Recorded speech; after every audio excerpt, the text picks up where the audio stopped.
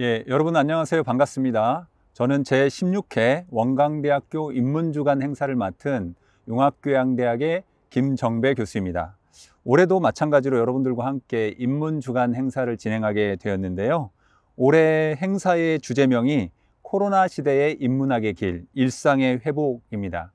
여러분들과 함께 오프라인에서 인문주간 행사를 진행해야 되지만 코로나 팬데믹 상황으로 인해서 온라인으로 여러분들을 찾아뵙게 되었습니다. 원광대학교 인문주간 행사는 여러분들 유튜브 채널 지역인문학센터 유튜브 채널을 통해서 시청하실 수 있고요. 총 일주일 동안 여러분들께 다양하고 알찬 프로그램으로 찾아뵙도록 하겠습니다. 자, 그럼 오늘 인문주간 행사의 개막식 첫 순서지요. 원광대학교 박맹수 총장님께서 축하 말씀을 전해 듣도록 하겠습니다. 박맹수 총장님, 뜨거운 박수로 환영해 주시기 바랍니다. 반갑습니다. 원광대학교 총장 박맹수입니다. 우선 먼저 코로나 시대 인문학의 길, 일상회복이라는 주제로 제16회 인문주간 개최를 진심으로 축하드립니다. 특히 이번 인문주간 개최를 위해서 수고해 주신 원광대학교 마음인문학연구소, 한중관계위원 산하, 동북아인문사연구소, 지역인문학센터 관계자 여러분들의 노고에 대해서도 진심으로 감사드립니다. 지금 우리는 전대미문의 코로나 팬데믹을 겪고 있습니다. 이 팬데믹의 근본 원인은 어떻게 보면 인문학의 상상력과 인문학의 어떤 역할의 중요성을 더욱더 요구하는 그런 시대적 현상인지도 모르겠습니다. 인문학을 통해서 우리가 당면하고 있는 코로나19 팬데믹을 함께 극복하고 팬데믹 이전의 우리들의 평범한 일상생활을 회복하기 위한 많은 사색과 고민, 실천이 필요한 시기입니다. 많은 세계적 석학들은 근본 코로나 팬데믹의 원인을 생태계의 파괴에서 찾고 있습니다. 이것은 우리들이 지금까지 일으켜온 기존의 문명을 전면적으로 혁신하라는 자연의 경고인지도 모르겠습니다. 그 같은 자연의 경고 앞에서 우리 인문학도들이 또 인문학자들이 인문학을 사랑하는 모든 분들이 새로운 세계관을 모색하는 그러한 소중한 행사가 되기를 진심으로 기원드리면서 인문주간 개최에 수고해 주신 모든 관계자 여러분들의 노고에 거듭 감사 말씀을 드립니다. 고맙습니다.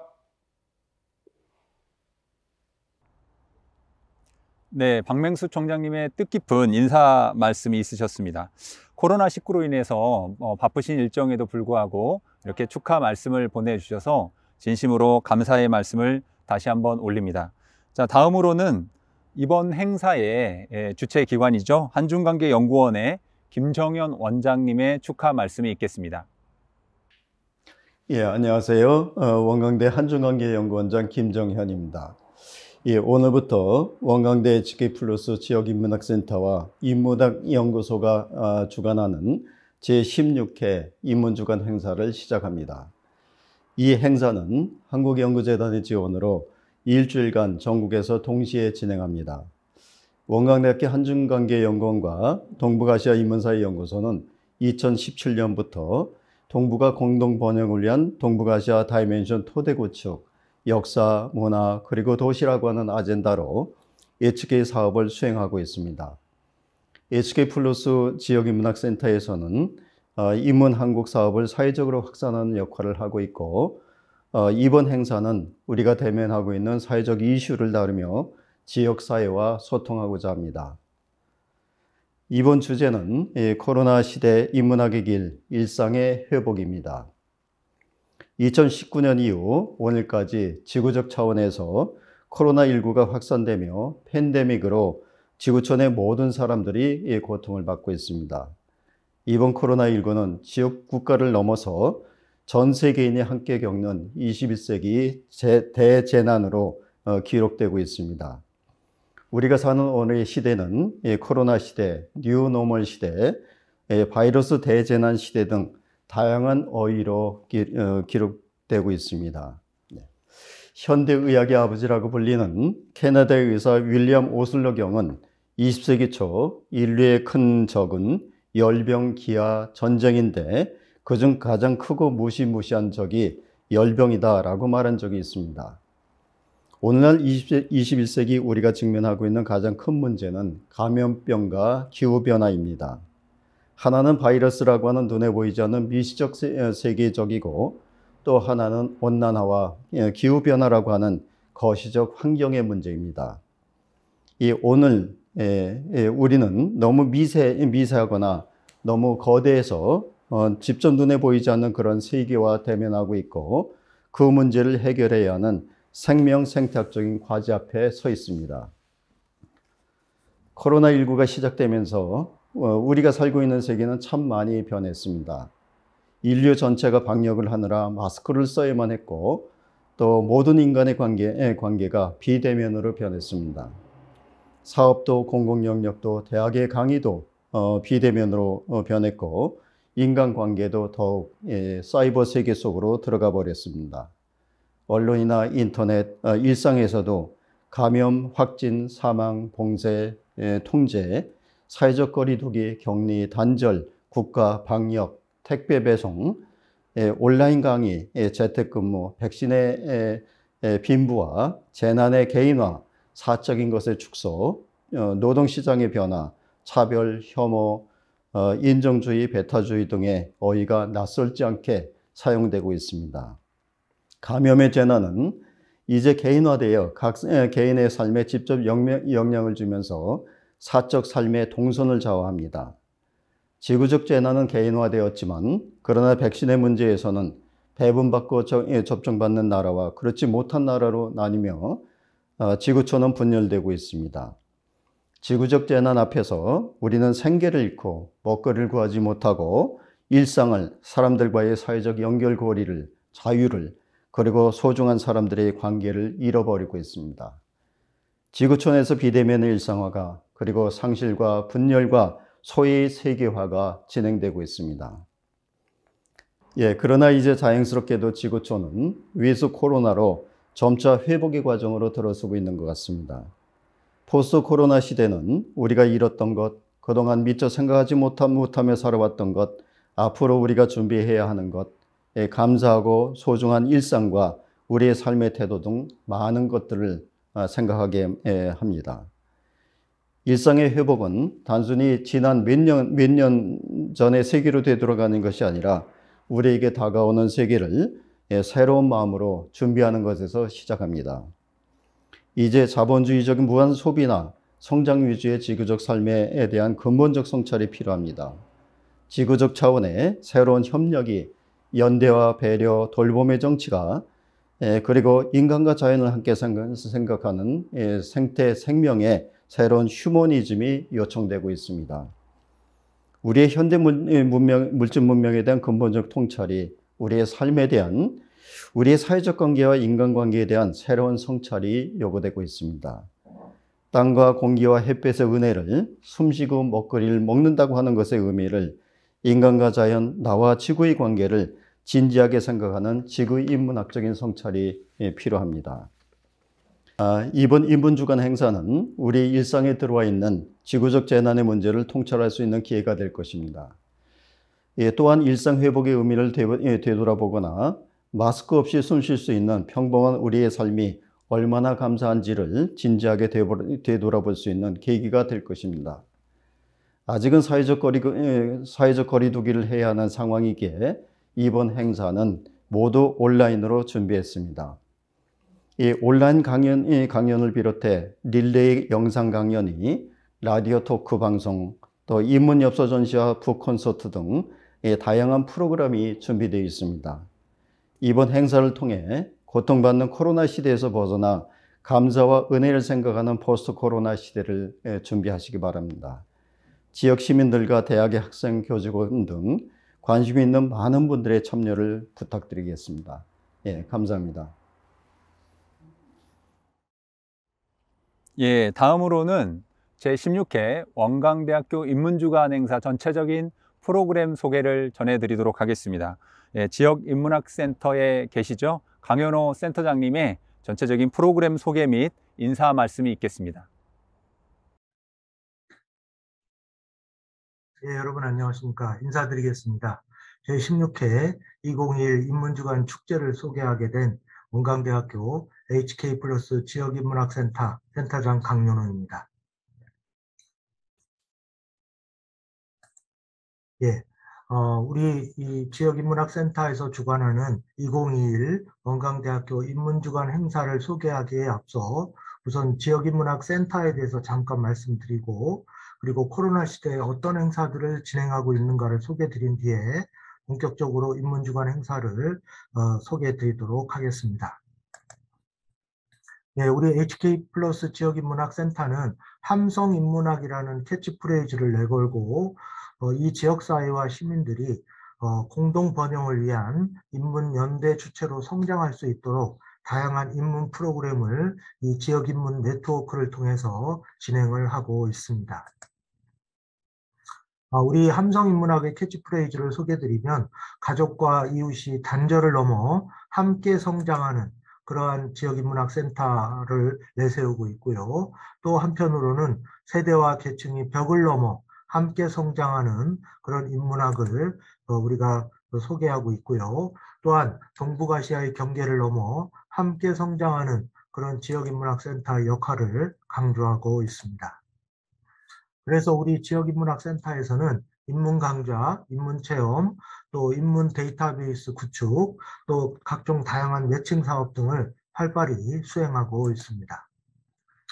특히 코로나19 시대에 대면에서 비대면으로 여러 가지 상황과 프로그램이 바뀌고 있는 마당에서 우리 지역인문학센터에서도 유튜브 채널을 통해 원광대학교 HK 플러스 함성인문학 TV라는 그러한 소개글을 진행을 하고 있습니다. 유튜브를 통해 다양한 행사를 확인하실 수가 있습니다.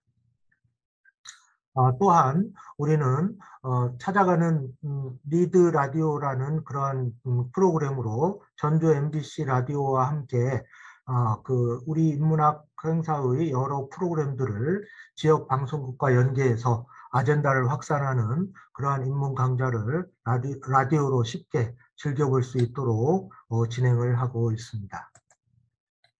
그럼 인문주간 행사를 본격적으로 소개해 드리도록 하겠습니다. 인문주간 행사는 대략 일주일간의 시간 동안 전국의 인문도시 또 인문한국 플러스 사업단이 공동으로 인문주간 행사를 다채롭게 일주일간 여는 인문축제라고 할 수 있습니다.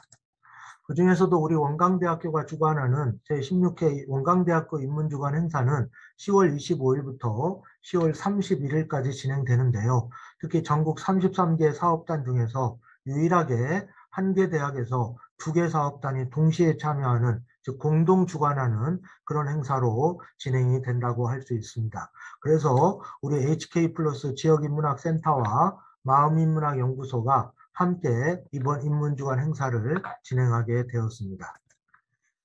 구체적인 프로그램을 날짜별로 소개해드리면 우선 10월 25일 날 개막식이 진행이 됩니다. 우리 원광대학교 박맹수 총장님의 축사가 있고요. 또 HK 사업의 총책임자인 한중관계연구원장 김정현 교수님의 축사가 마련되어 있고 각종 기조 강연과 공연이 마련되어 있습니다. 그리고 다음 날부터 여러 인문 강좌와 영상으로 찾아가는 리드 등의 프로그램이 진행이 될 예정입니다. 또한 전주 MBC 여성시대와 협업하여 10월 31일에는 핵심 키워드로 듣는 인문학이라는 프로그램을 진행할 예정이고요.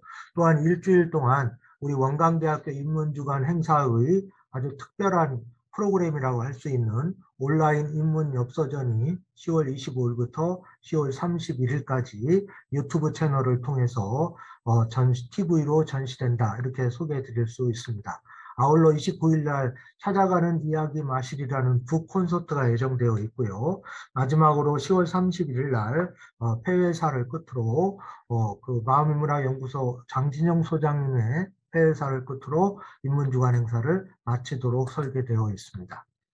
그 중에서도 특히 여러분께 소개해드리고 싶은 우리 원광대학교의 대표적인 인문주간 행사는 인문학 엽서 공모전인데요. 주제는 내 삶에 들어온 인문학 명구라는 그런 주제를 갖고 있습니다.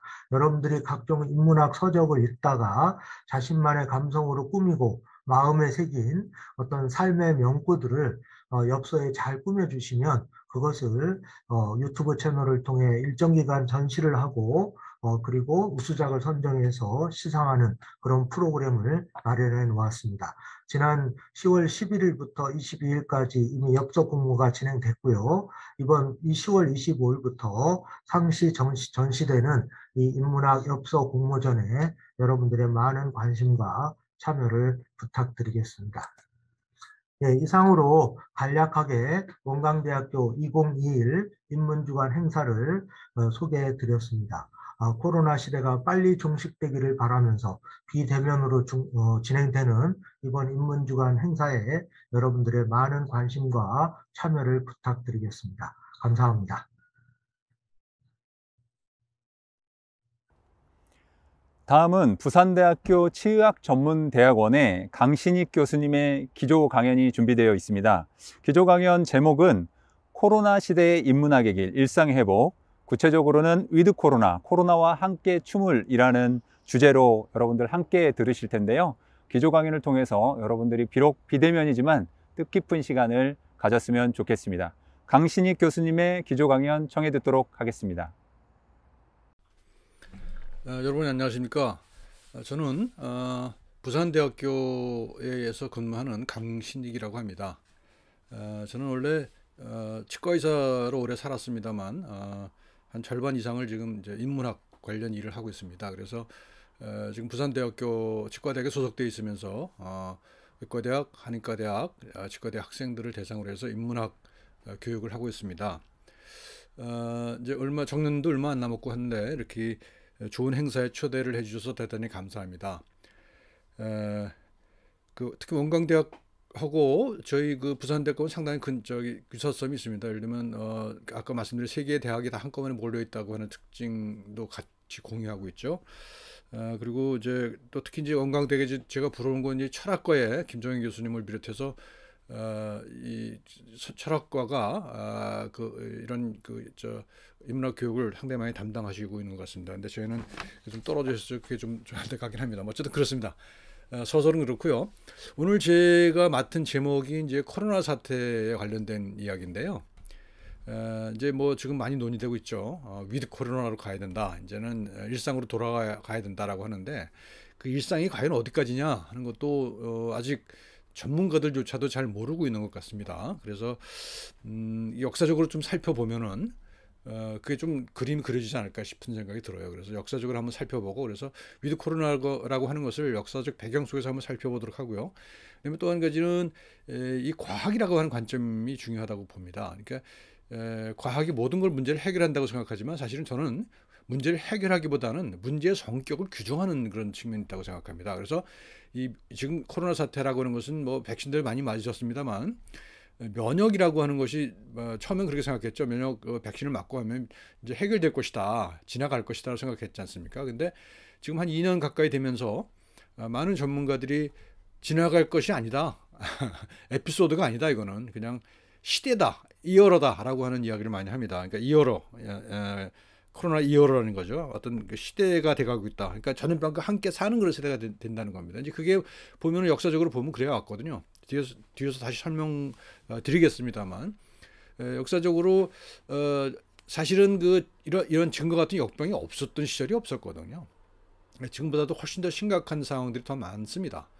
그런데 우리가 한 20세기 동안은 비교적 좀 안정적으로 살아온 거라고 생각합니다. 그래서 오히려 20세기가 좀 특별한 시대였다라는 생각을 저는 하고요.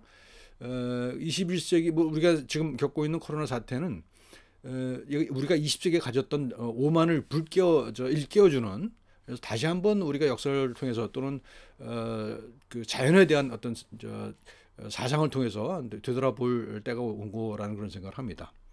그래서 제가 제목을 위드 코로나를 이렇게 잡았고요. 그 다음에 코로나와 함께 춤을 추자 이렇게 생각을 해봤습니다. 그래서 지금 보시다시피 그 지금 한참 유행인 춤이죠. 봄 내려온다라는 춤. 이거 보면 굉장히 어색하기도 하고 한데 또 굉장히 또 중독성이 있단 말이죠. 그리고 세계인들이 좋아하는 그런 춤이란 말이죠. 이게 사실은 우리가 코로나를 뭐 극복이라기보다는 코로나와 함께 살아가는 그런 어떤 어정쩡한 그 속에서 아름다움을 찾아가는 그 속에서 의미를 찾아가는 그런 의미를 부여할 수 있을 것 같아요. 이 춤에.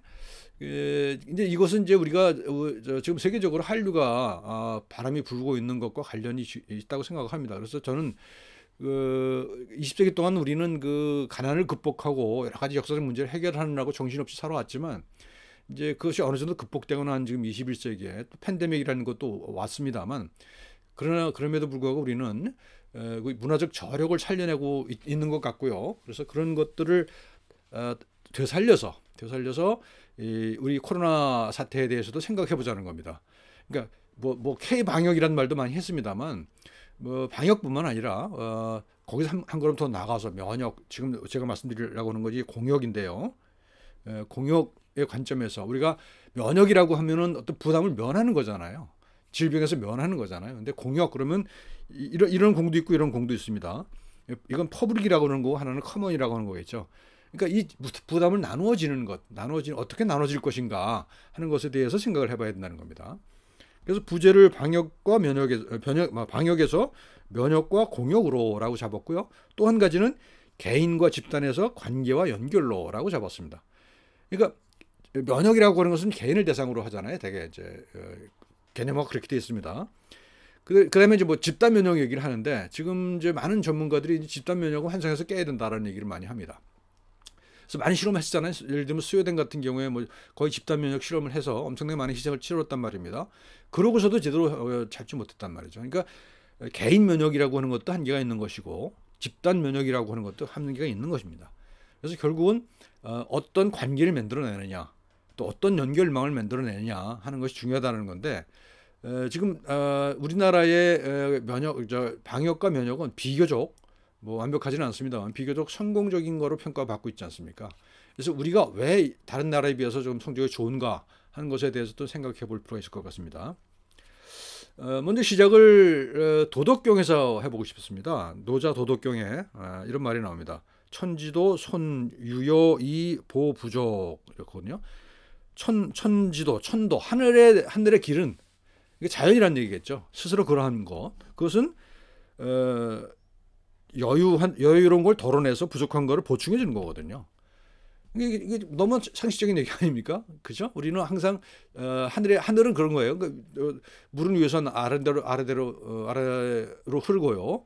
그다음에 뭐 물때가 높은 곳에서 공기는 물때가 낮은 곳으로 가잖아요. 뭐 모든 것이 그런 겁니다. 이 자연인데, 근데 인지도는 어떠냐? 사람의 길이라는 것은 불연이다.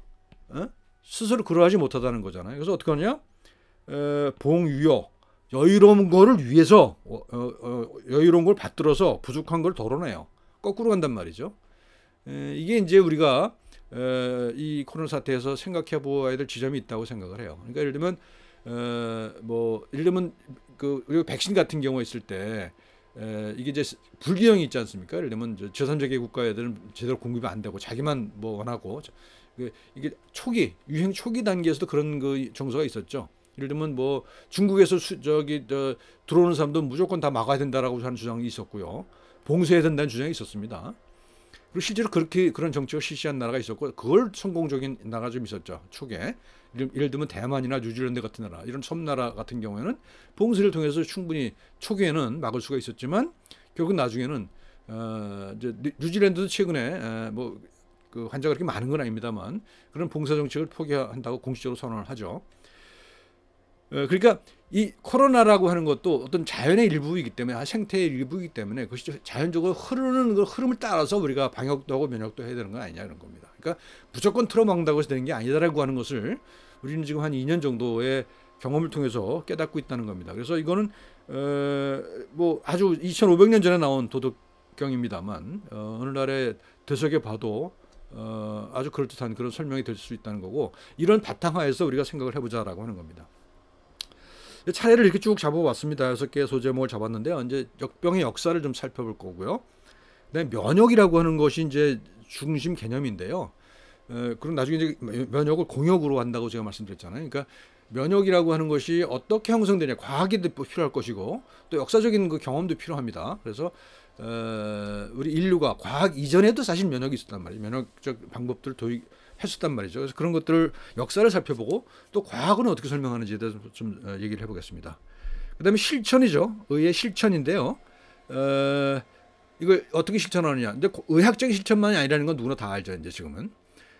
코로나 방역이나 무슨 뭐 면역이나 이것이 의학자들만이 가지고 안 된다는 건 너무 잘 압니다.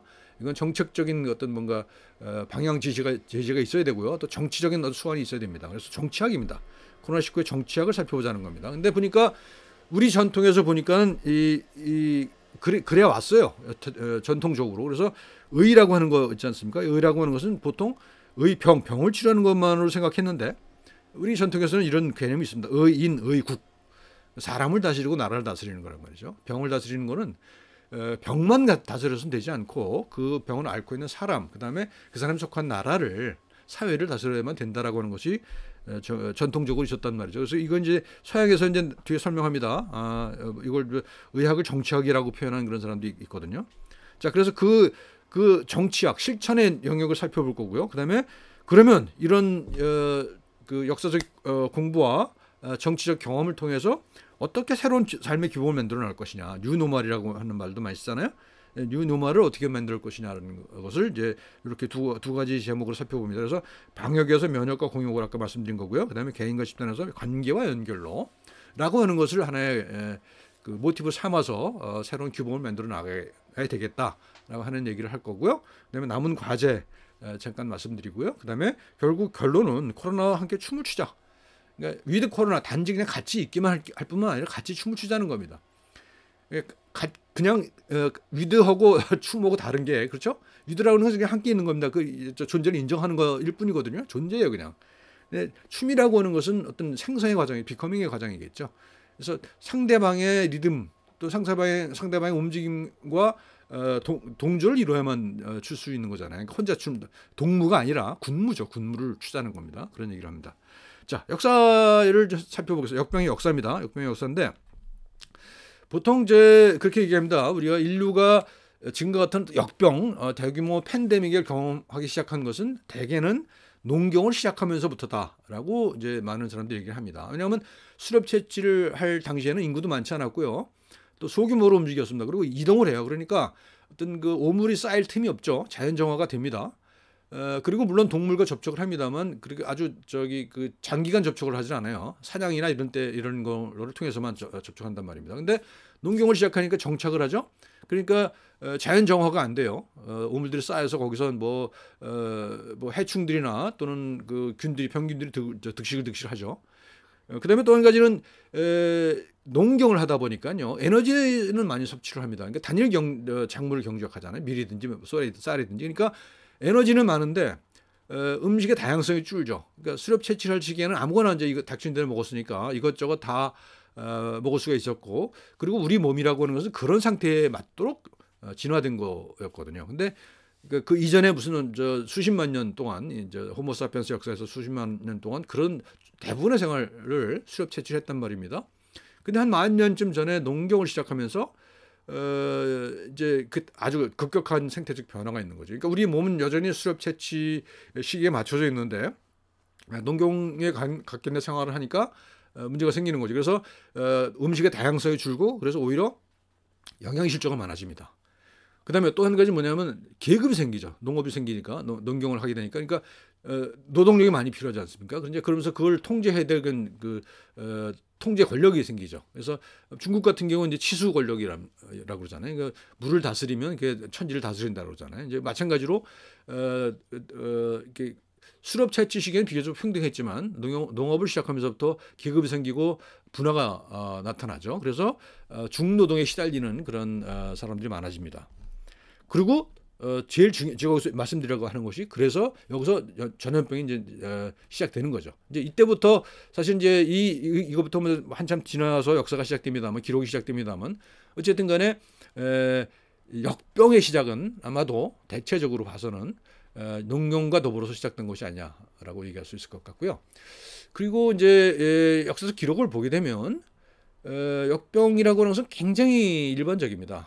아주 굉장히 흔히 발생하는 거죠. 또 그것도 굉장히 대규모로 많은 사람을 죽이고 그럽니다.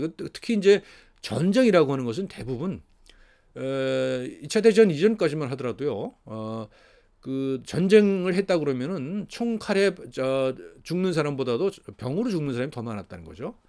그러니까 대규모 뭐 병력이 움직이니까 오히려 더 그럴 거 아니겠습니까? 그래서 그런 거고요. 이제 일상적이었다는 겁니다. 질병이라는 게 일상적이었던 거고, 그중에 특히 이제 두드러지는 역사적 사건들이 있죠. 예를 들면 유럽인들이 아메리카에 갔을 때 그들이 가지고 간 질병으로 인해서 아주 떼죽음을 당한다든지, 그래서 역사가 뒤바뀐다든지 그런 얘기도 있고요. 모든 전쟁에서는 이 전염병이 굉장한 그 전세에 영향을 미친다는 것을 알 수가 있습니다. 그렇지만 우리가 상식적으로 가장 많이 알고 있는 것은 이제 14세기 패스트일 겁니다. 이건 뭐 유럽 인구의 3분의 1, 어떤 사람 절반 정도가 죽었다고 얘기할 정도로 어마어마한 그런 역병이었던 것이죠. 그리고 이제 19세기 오게 되면 쭉 이 이후에도 계속 됩니다. 무슨 뭐 천연두 이제 패스트, 그다음에 천연두, 뭐 콜레라, 뭐 이런 질병들이 계속 진행됩니다. 근데 이제 그걸 이제 오늘날과 같은 관점으로 이렇게 분류를 못했을 뿐이지, 역질 그냥 그래요, 역질. 그래서 그렇고요. 그다음에 19세기에 오게 되면 이제 산업혁명이 일어나잖아요. 그러니까 여기 또 다시 한번 그런 변화가 생깁니다. 농경이 시작했을 때와 비슷한 그런 역병의 전염병에 유리한 환경이 생기죠. 그래서 이게 예를 들면 노동자들이 한 군데 모여 살고 굉장히 영양상태 열악하고 그러면서 이제 뭐 특히 제일 많았던 게 결핵이었고요. 결핵이라고 하는 것이 이제 위생 상태도 문제입니다만 영양 상태가 안 좋을 때 많거든요. 그래서 19세기는 이제 결핵이 대표적이고 그냥 콜레라. 이건 이제 수인성이죠. 그래서 식수를 통해서 전염되는 것. 그래서 19세기에는 이런 게 있고요. 그다음에 1918년이죠. 스페인 독감 1918년 1차 대전 직후입니다. 이게 전 세계에서 5천만 명을 죽였다고 그래요. 5천만 명이 죽었다고 그래요. 그래서 이건 100년밖에 안 지난 거지만 우리 잘 기억을 안 해요. 그래서 가르치질 않아요. 제가 이제 의학사를 가르칩니다만 의학사에서도 제대로 중요성을 이렇게 드러내지는 않습니다. 근데 그게 왜 그러냐면 제 생각은 그렇습니다. 20세기 의학은 성공의 역사를 쓴 시기거든요. 그러니까 실패 역사는 가리고 싶은 거예요. 그래서 이제 이 이후로 이제 의학이 엄청 발전해서 전염병을 거의 정복했다고 생각했어요. 1960년대만 하더라도 전문가들이 그랬습니다. 이제 전염병은 끝났다 그랬거든요. 근데 뭐 10년도 지나지 않아서 뭐 그 말이 잘못됐다는 게 드러난 거죠. 그 중에 그러니까 많은 전염병들이 그렇게 정복을 한다고 생각을 했었어요. 그렇지만 정복이 되지 않았고요. 그렇지만 비교적 성공적인 사례가 이게 두창 천연두입니다. 그죠? 지금 천연두 앓는 사람 없잖아요. 그러니까 1970 몇 년인가요? 그때 70년대 그때 세계 보건기구가 선언합니다. 이제 세계에서 천연두는 없다라고 선언하거든요. 이게 굉장히 오래된 질병이거든요. 근데 이것은 이제 자연이 된 거예요. 자연 속에 들어가서 생태의 이론이 된 거죠. 이제 그런 질병이 아주 드문 사례입니다, 이게.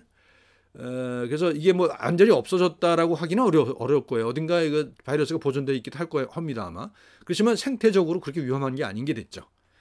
이제 21세기는 코로나19인데요. 이것도 지금 뭐 굉장히 많은 사람이 죽었죠. 많은 사람이 죽었지만 과거의 역사에 비하면은 그 사실은 별거 아니다라고 얘기할 수 있습니다. 이제 물론 상대적인 것이기 때문에요. 뭐 그러니까 과거보다 못하니까 뭐 걱정 안 해도 된다. 그게 아니죠. 문제는 여전히 문제로 남아 있는 거기 때문에 문제를 해결해야 되지만, 그렇지만 우리가 지금까지 배워온 이러한 역사를 통해서 어떤 새로운 규범을 만들어야겠다. 전염병을 앓는 과정에 대한 어떤 새로운 인사이트를 얻을 수가 있을 것 같다. 그래서 21세기 코로나 어떻게 대응할지에 대해서 한번 알아보도록 이렇게 하겠습니다. 자, 보면 이게 왼쪽 오른쪽에 있는 게 경주 안압지에서 출토된 의사 처방전 목간이에요. 나무에다가 처방전을 써서 이게 줬던 건데, 경주 안압지니까 이제 신라 시대겠죠. 고대에도 이런 처방전이 있었다는 겁니다. 그래서 근데 그 처방 내용이 보면 역병에 관련된 거죠. 오늘날의 관점에서 보면 굉장히 말도 안 되는 그런 처방이었겠지만 당시에는 그것이 굉장히 필요했던 거고요. 그다음에 이제 우리가 의학이 지금과 같은 현대적인 의학이 발전하기 전에는 주로 이제 이 굿거리를 통해서 이걸 몰아내려고 했죠. 소굿거리 같은 걸 했어요. 그리고 이제 이걸 보면 허준이 동의보감을 쓴 허준이 편찬한 신찬 벽원방이라는 게 있습니다. 이게 이제 왕의 명령으로 쓰는 거예요. 그러니까 왕은 이제 전염병이 돌면은 그게 왕이 부족한 탓이라고 생각하잖아요. 그러니까 뭔가 해야 돼요. 그러니까 허준한테 시켜서 지금 돌고 있는 전염병에 대한 처방을 만들어서 모든 국민에게 백성들에게 나눠줘라. 그래서 이런 그 책을 쓰죠. 그래서 백성들이 쉽게 참조해서 처방을 할 수 있도록 그렇게 했던 그 책이고요. 그다음에 왼쪽 아래에 있는 이것은 보면은요, 이게 얼마나 당시에 그 전염병 심각했는가 하는 걸 보여주는 겁니다. 이게 이 조선 시대 때인데 1750년 영조 시대 때인데요. 이때 보면은 잘 안 보입니다만 그 한 해 동안 있었던 역지대에 대한 기록입니다. 이거 뭐 실록에 있는 뭐인데요. 보면은 매월 1월 달에는 뭐 10,000명이 죽어요. 매월 이렇게 죽어요. 그 당시에 인구가 뭐 지금으로 치면 얼마 안 되는데도 불구하고 이렇게 많이 죽었다는 거 어마어마하다는 얘기죠. 그래서 1년 동안 22만 3,578명이 역질로 사망했다고 기록이 돼 있어요. 이거 어마어마한 거죠. 그러니까 특히 이제 이 시기에는 뭐 전 세계적으로도 그랬다고 합니다. 이제 예를 들면 16세기, 17세기, 18세기 초까지, 18세기까지도 일종의 소빙하기였다고 그랬죠. 그래서 전 세계적으로도 이런 역질이 많았다고 그러는데 뭐 이때뿐만 아니라 전체를 뒤져봐도 어마어마한 그 역질이 돌았던 그런 기억들이 나옵니다. 중세 흑사병이 그렇게 유명하지만 사실은 그렇게 두드러지지 않으면서도 많은 사람들을 고통스럽게 했던 그런 역병이 있었다는 얘기고요. 그래서 중세 흑사병 뭐 이렇게 이런 어떤 엄청난 그림이 나올 정도고요. 여기 시꺼먼 지역으로 이제 표시가 돼 있죠. 이게 이제 흑사병이 유행했던 지역이고, 그 보니까 우리 조선이나 고려, 그때 이제 조선 고려 걸쳐 있죠. 그때 기록에는 흑사병과 관련된 그런 기록은 없는 걸로 봐서 우리한테까지 유행하지도 않은 것 같아요. 근데 그럼에도 불구하고 흑사병이라는 것은 이때 한번 유행하고 지나고 끝난 게 아니라 지속적으로 역사적으로 남아 있습니다. 그리고 최근까지도 지금 발병을 하고 있습니다. 그러니까 이건 없어진 게 아닙니다. 그러니까 14세기에 팍 엄청난 많은 사람을 죽였고, 그다음에 점차적으로 조금 좀 그 독성이 약화되면서 아직도 남아 있는 것. 아까 천연두는 그래서 거의 없어졌지만 이건 아직도 남아 있는 그런 거라고 볼 수가 있습니다. 19세기 역병 아까 말씀드렸죠. 이게 이 수도꼭지에서 나오는 물이 이제 사람들을 죽이는 겁니다. 그래서 이런 그림이 그려지는 거죠. 그래서 그리고 뭐 사실은 그 당시만 하더라도 굉장히 위생 상태가 열악했거든요. 19세기 유럽에 굉장히 열악해서 그 위생 상태가 주로 절병을 일으켰던 것이고, 사실 그때는 뭐 세균이 발견되기도 전이니까요. 그래서 그 세균이 원인이 세균이라는 걸 몰랐음에도 불구하고 위생 상태를 개선함으로써 상당히 많이 예방할 수 있었다는 겁니다. 그래서 이제 19세기 유명한 게 위생 개혁 운동입니다. 위생 개혁 운동이라는 것은 일종의 의학적인 운동이라기보다 일종의 정치적인 운동이에요. 정치 운동입니다. 그래서 실제로 물론 이제 의학자들이 주도한 그런 나라도 있습니다만 대개는 의학자가 아닌 정치가들이 주도하는 위생 개혁이죠.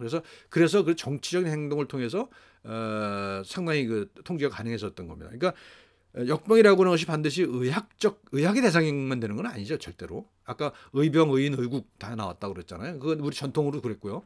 실제로 19세기에 가면은 그런 자각을 하게 됩니다. 그다음에 20세기 역병, 스페인 독감이라고 그러죠. 1918년 아까 말씀드렸습니다. 이때는 이게 왜 스페인 독감이냐? 이게 참 아이러니한 게 있습니다. 이게 당시 1차 대전 있잖아요. 1차 대전이 끝나가는 지점인데 그 전쟁 중에는 뭐 지금도 대충 그런 데가 있습니다만 그 정부가 정보를 아주 엄청나게 통제를 합니다. 그러니까 전염병이 돌았다고 하는 사실들을 그렇게 지금처럼 그렇게 정보가 유통이 되지 않았던 거예요. 통제를 하기 때문에. 그런데 스페인은 중립국이었기 때문에 통제를 안 했단 말입니다. 그러니까 모든 정보가 스페인에서 나오는 거예요. 실제로 스페인에서만 병이 돌았던 건 아닌데 모든 정보가 스페인에서 나오니까 그래서 이름이 스페인 독감이다 이렇게 붙여졌다고 하는 그런 아이러니한 얘기가 있습니다. 그래서 이것은 전 세계적으로 5천만 명을 죽였다고 그래요. 재미있는 건 뭐냐면 아까 패스트는 14세기에 엄청나게 돌고 그다음에 이렇게 정착돼 가잖아요. 그리고 그럼에도 불구하고 계속 남아 있잖아요. 근데 스페인 독감은 아직 100년밖에 지나지 않아서 그런 건지 모르겠습니다만 한 2년 동안 두 차례 유행을 합니다. 이때는 두 차례 유행을 하는데 엄청나게 유행해서 많은 사람이 죽고 나서 그 다음에 싹 사라집니다. 그래서 이것도 참 하나의 아이러니인데 우리가 잘 이해하지 못하는 게 많아요. 그러니까 전염병에 대해서 우리가 전문가들이 많이 안다고 하지만 사실은 뭐 일반인들보다 조금 많이 아는 거지 그렇다고 해서 모든 걸 다 알지는 못한다는 얘기죠. 아직도 우리가 코로나에 대해서 모르는 게 너무 많습니다. 그렇습니다. 그리고 이때 이때 이제 우리나라의 기록은 이제 조선 총독부의 기록인데 여기 저기 13만 명이 사망해요. 13만 라고 한 걸 나옵니다. 그리고 재밌는 게 뭐냐면 우리 코로나 사태 초기에 보면은 뭐 마스크 안 쓰겠다는 사람도 많았잖아요. 근데 이때는 1918년에는 바이러스의 존재도 모를 때거든요. 근데도 불구하고 다 마스크 쓰고 있습니다. 그리고 실제로 어떤 나라는 마스크를 안 쓰면 막 처형까지 했다고 그래요. 그런 나라가 있다면, 그러니까 우리가 과학이 발달하기 이전에도 우리는 어떤 방역 체계라고 하는 것은 나름대로 할 수가 있었다는 겁니다. 이건 이거는 이제 일본인데 여기도 다 마스크 쓰고 있죠. 그리고 보시면 이렇게 대규모로 이렇게 수용을 해서 치료를 하는데, 그러니까 뭐 다 전파돼서 뭐 한꺼번에 죽는 거죠. 그다음에 이제 우리가 지금 얘기하는 코로나입니다. 코로나는 사실은 뭐 그 이전에도 메르스니 뭐 사스니 여러 가지 바이러스들이 돌다가 멈추고 했었잖아요. 그러니까 모든 바이러스, 모든 균들이 똑같이 행동하는 건 아닙니다. 이게 중요한 겁니다. 그래서 우리는 뭐 바이러스는 똑같이 행동을 한다 그러는데 사람이 개마다 다르고 뭐 또 민족마다 다르듯이 바이러스들 다 다르거든요. 걔네들 나름대로 생존 방식이 있는 거기 때문에 이걸 뭐 정복한다, 뭐 극복한다, 뭐 박살낸다 이런 거는 무식한 얘기라고 할 수가 있습니다. 두 번째 면역 얘기를 좀 해보겠습니다. 면역의 역자를 한번 생각해 보십시다. 이런 역과 이런 역이 있습니다. 이거는 우리가 이제 부역, 병역, 군역 이런 거 할 때 역이죠. 그러니까 노동력을 제공하는 겁니다. 이게 이제 질병이죠. 그래서 우리는 면역 그러면 처음에는 이제 이런 역, 이 역을 에서 면제되는 거였거든요. 이거 병역 면제, 병역을 면제받는 게 면역이죠, 그렇죠? 그런데 이제 이 역자를 쓰면은 이제 병에서 면제되는 거란 말입니다. 그렇게 알고 있어요, 우리는. 근데 서양에서 무누스라는 말이 라틴어인데요. 무누스라는 말은 조금 복잡해요. 재미있어요. 뒤에 다시 설명하겠습니다. 어쨌든 간에 이 역이라고 하는 것에 대한 개념이 이제 한자에서는 뭔가 부담이 되는 것, 신체적인 부담이 되는 것, 경제적으로 부담이 되는 것, 이런 것을 역이라고 그랬어요. 그래서 면하는 것이 이제 면역이라고 얘기했거든요. 근데 서양에서 무누스라는 것은 좀 이중적인 의미가 있습니다. 나중에 다시 보겠습니다. 그래서 이제 에스포지토라고 하는 이태리 철학자가 이런 세 권의 책을 쓰거든요. 이뮤니타스, 커뮤니타스, 비오스 이렇게 하거든요. 이뮤니타스는 이런 무누에서부터 면제되는 거예요. 그러니까 여기서는 이제 뭐 뒤에 설명합니다만 이런 질병 또는 어떤 공적인 업무에서부터 면제되는 거, 그것이 이뮤니타스예요. 그다음에 커뮤니타스는 뭐냐면 그걸 나누는 거죠. 그런 부담을 나누는 거, 나눠 가지는 것, 그게 커뮤니타스예요. 그리고 비오스는 그렇게 살아가는 것, 그 과정. 그래서 이런 3부작을 썼습니다. 그래서 이게 제가 생각하기에는 우리가 지금 코로나를 대하는 데 있어서 상당히 시사점이 있는 것 같아서 이렇게 가져와 봤습니다. 그래서 면역이라고 하는 게 그렇게 간단치가 않습니다. 그래서 우리 보통 광고들에서 면역 강화라는 말을 많이 듣잖아요. 면역을 강화한다는 말이 많이 듣는데 사실 그 말은 잘못된 말이라고 합니다. 면역은 강화되는 게 아닙니다. 면역은 단순하게 무슨 뭐 국력을 키우고 체력을 키워서 모든 걸 몰아내는 그런 게 아니거든요. 면역은 굉장히 복잡해요. 그래서 내가 어떤 특정 어떤 질병이나 뭐에 대해서 면역을 가졌다고 했을 때 그것이 다른 질병에 대해서는 또 오히려 해가 될 수도 있는 거거든요. 그래서 면역은 강하고 약한 게 아니라 내가 지금 나한테 주어지는 환경에 적절한 거 아닌가를 가지고 판단해야지 강하다 약하다라고 하는 말은 잘못된 말입니다. 근데 그건 이제 우리가 뭐 물론 자본주의적으로 그걸 판매를 해야 되니까 그러니까 그렇게 얘기할 수는 있어요. 그래서 그렇게 단순하게 이해를 하는 것도 뭐 꼭 틀린 거라고 얘기할 수는 없지만 더 정확하게 얘기하면 면역은 강하고 약한 게 아니라 적절하고 적절치 않은 거다라는 겁니다. 그래서 무조건 강하다고 되는 게 아닙니다. 뭡니까? 면역이 너무 강하면 어떻게 됩니까? 우리 자가 면역 질환 생겨요. 뭐 류마티스니 많잖아요. 최근 들어서 자가 면역 질환이 굉장히 많죠. 우리 한국이나 전 세계적으로도. 그게 뭐냐? 지나치게 면역이 강하기 때문이거든요. 그러니까 내 면역계가 우리는 어렸을 때만 하더라도 굉장히 위생 상태 안 좋았잖아요. 그러면 막 이것저것 이런 균 저런 균을 다 묻혀가지고 내 몸이 그걸 훈련을 했단 말이죠. 그래서 그런 환경에 적응을 했어요. 내 몸이, 내 면역계가. 근데 지금은 굉장히 위생적인 상태에 살고 있기 때문에 그런 훈련을 못 받죠, 아이들이. 그래서 대표적인 그 자가 면역 질환이 아토피 아닙니까? 아토피. 그래서 이제 그런 그 위생 가설이라는 게 있어요. 그래서 그 지나치게 위생이 좋은 상태에서 자란 아이들의 경우에는 아토피가 많다라고 하는 게 이제 통계적으로 밝혀져 있습니다. 그러니까 그것만 보더라도 면역이라는 것은 강하고 약한 게 아니라는 것을 알 수가 있는 거죠. 그래서 이렇게 면역에 면하기도 하고 나누기도 하고 또 그것과 더불어서 새로운 그 연결망을 만들어 살아가기도 하는 그런 것이 면역이어야 된다는 겁니다. 그렇고요. 그다음에 인공 면역의 역사를 좀 살펴보겠습니다. 이제 뭐 우리가 뭐 백신 같은 거, 또 우두 이런 거 살펴보고 과학으로서의 면역학을 좀 살펴보도록 그렇게 하겠습니다. 아까 잠깐 말씀드린 것만 역과 무누수 이거예요. 이제 역자는 아까 설명드렸죠. 요거는 갈행자죠. 그다음에 이제 창수예요. 그러니까 창을 들고 왔다 갔다 하는 거죠. 그러니까 군역을 의미하는 그런 거였단 말입니다. 근데 여기에 이 창 대신에 저기 병들 역을 붙이면 질병 때문에 아픈 거가 되는 거죠. 그래서 저기 창을 들고 침입하는 모습인데 내 몸을 좀 공격하는 거죠.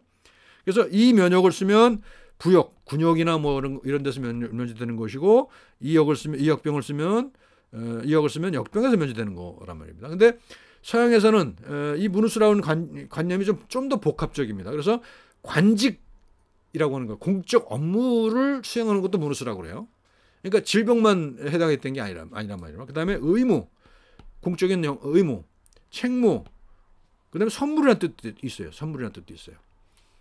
그러니까 면역이라고 그러면 받아야 될 선물을 못 받는 게 면역인 거죠.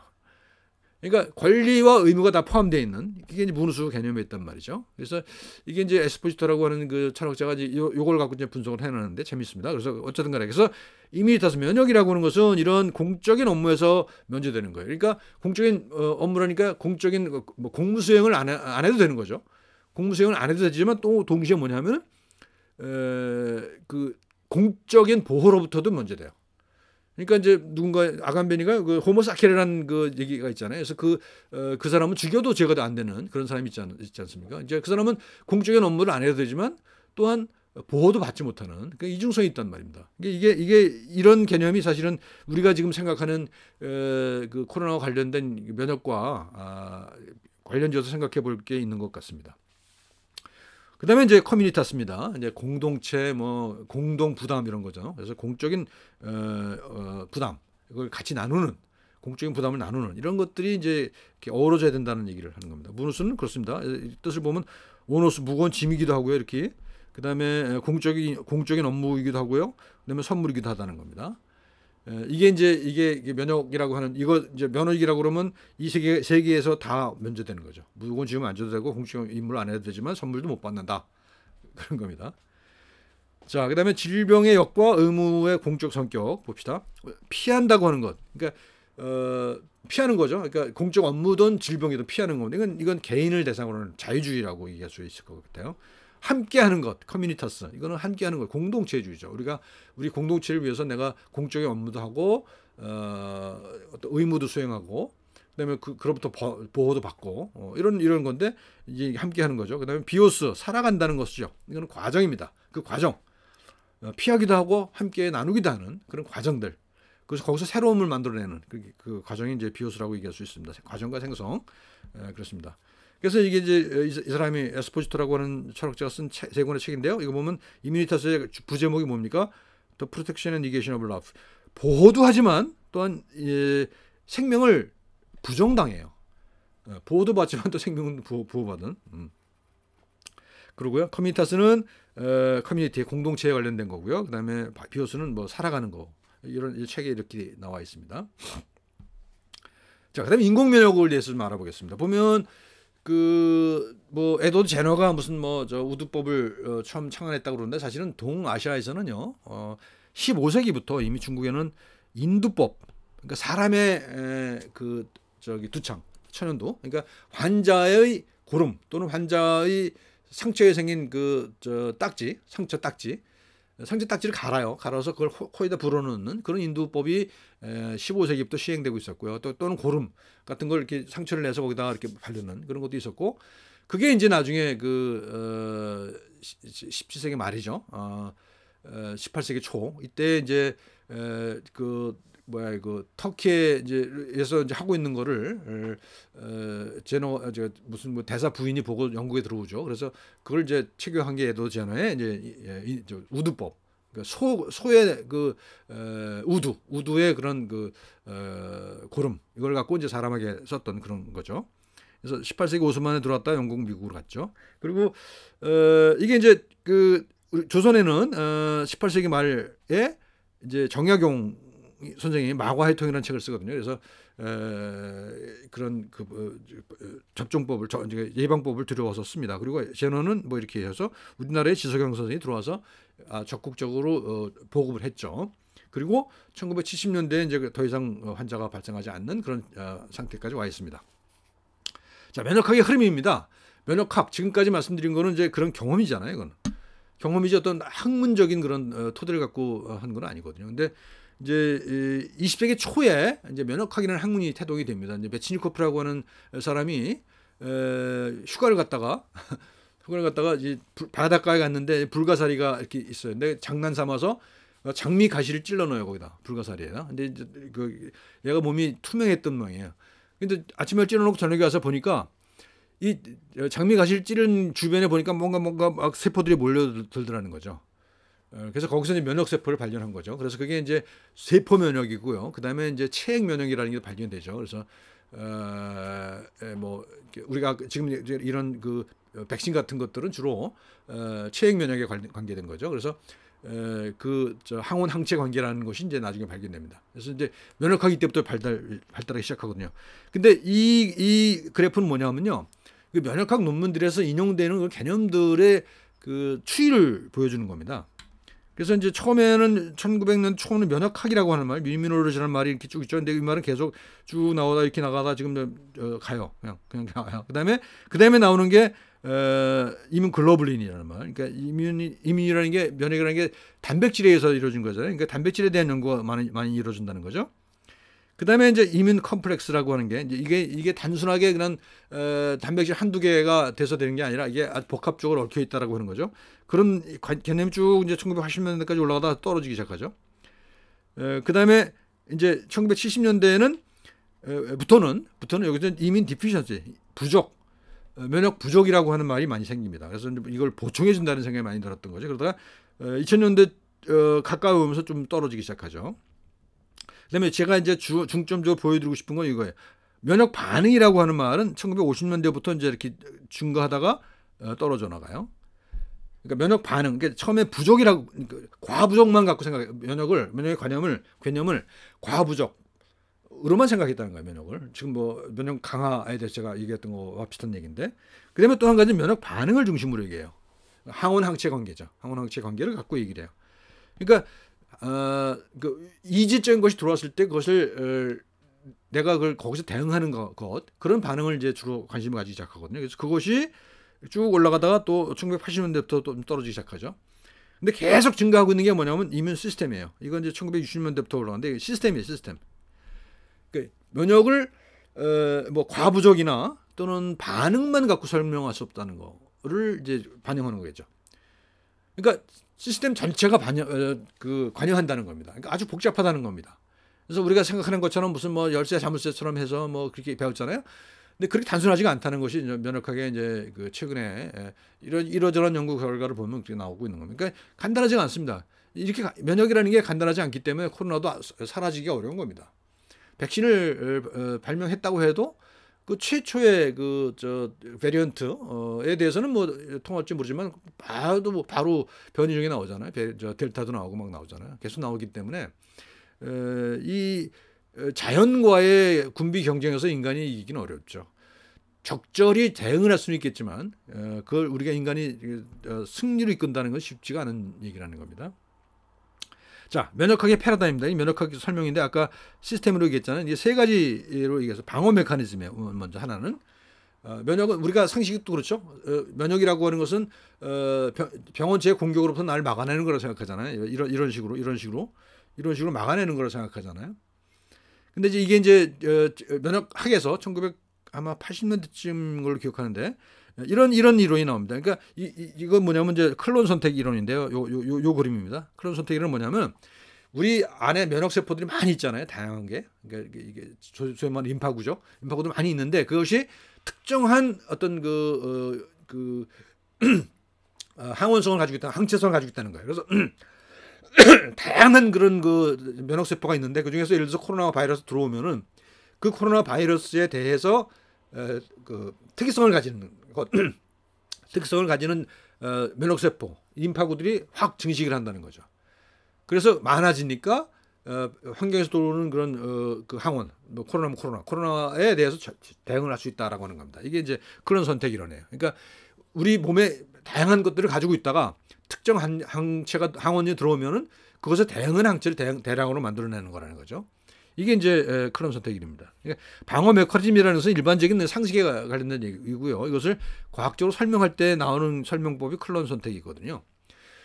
그러니까 그러면은 이거는 뭐냐면 우리 몸 안에 이미 그런 다양한 대응하는 변이를 가지고 있어야 되는 거죠. 그죠? 가지고 있어야만 되는 거야. 그래야만 특정 항원이 들어왔을 때 거기 대응하는 놈이 한 놈이라도 있어서 그것이 막 증식을 하는 거 아닙니까? 그러니까 이미 가지고 있어야 되는 그런 한계가 있어요. 그래서 다시 나온 이론이 뭐냐면 면역 네트워크 이론입니다. 네트워크. 그러니까 이건 뭐냐면 내 안에 내 면역 세포도 있고 내 다양한 면역 단백질도 있고요.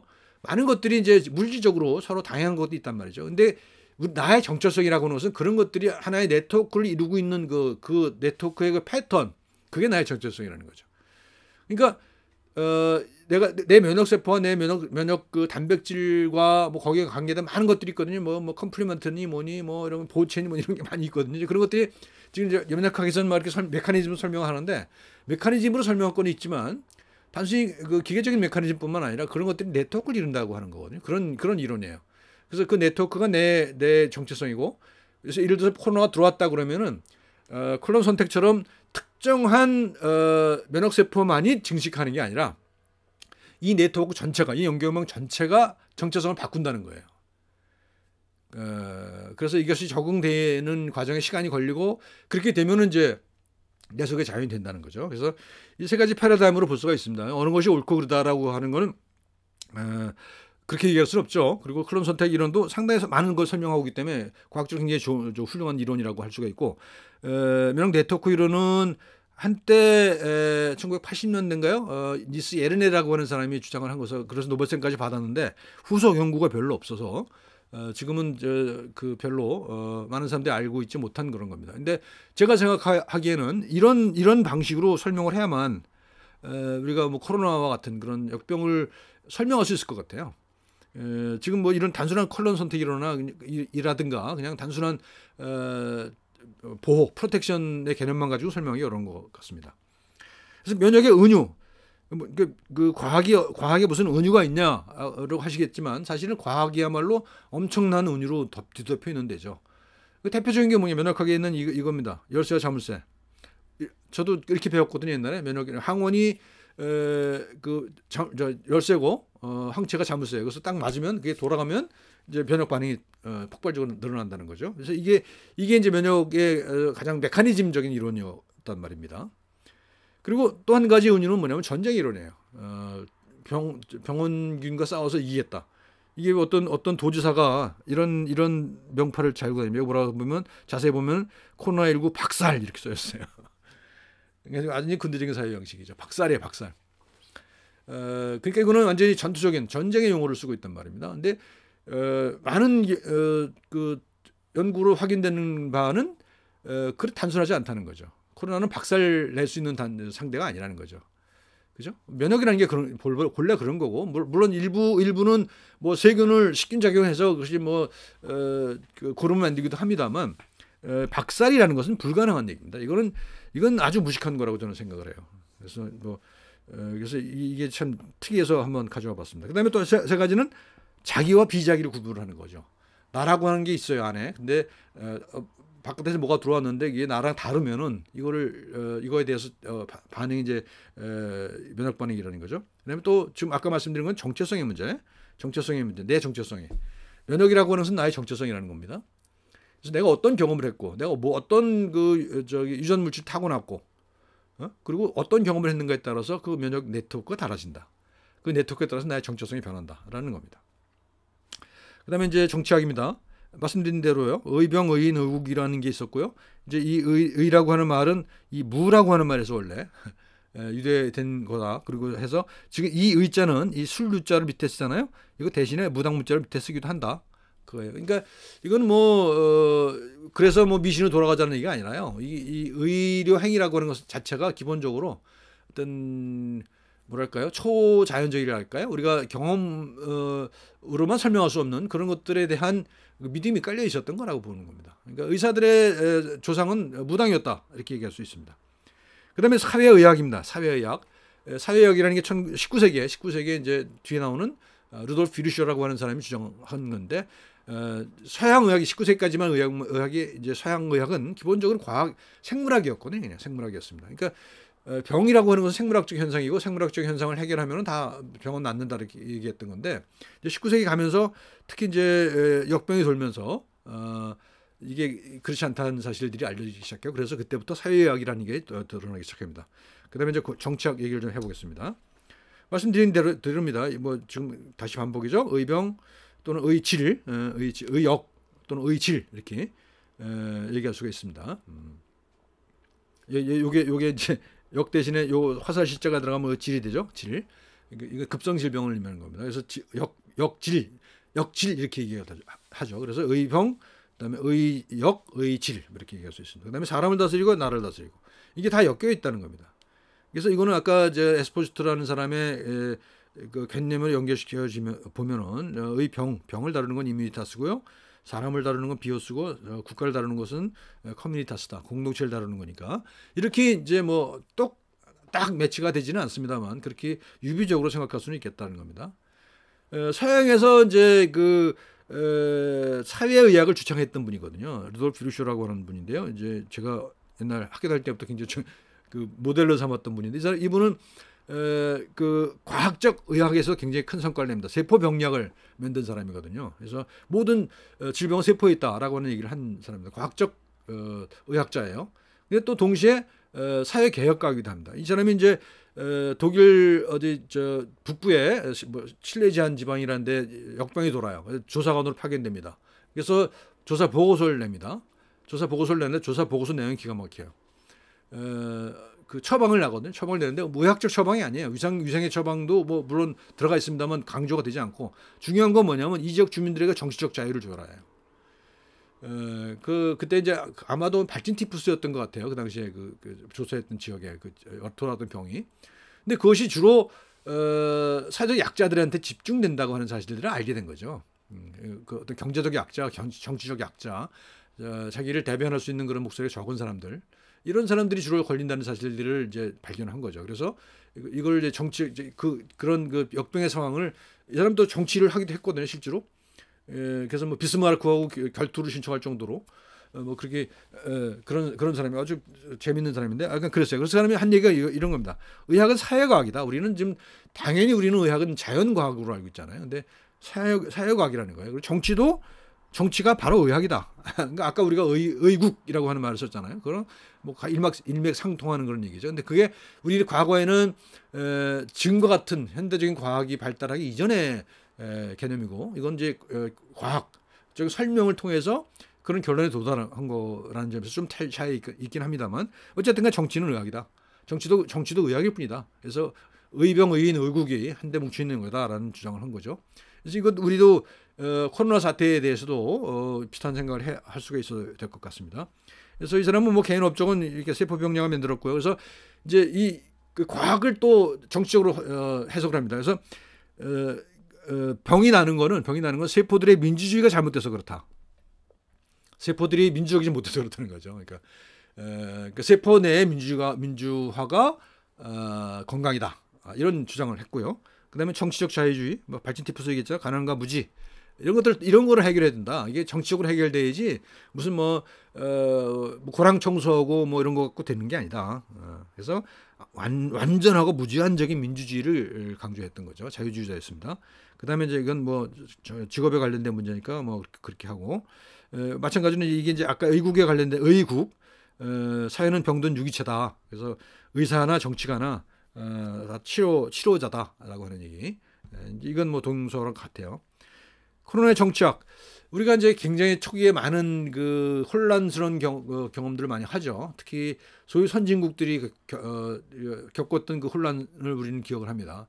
특히 미국 같은 나라 또는 일본 같은 나라 이런 나라들이 그 아주 세계 최고 선진국이라고 하던 나라들이 이제 엉망을 무너지는 걸 본 적이 있죠. 우리는 많이 봤죠. 또 유럽 국가도 마찬가지로 영국 망가졌죠. 프랑스, 뭐 이태리, 특히 이태리, 스페인 엄청나게 많이 망가졌죠. 방역에 실패하고 그랬지 않습니까?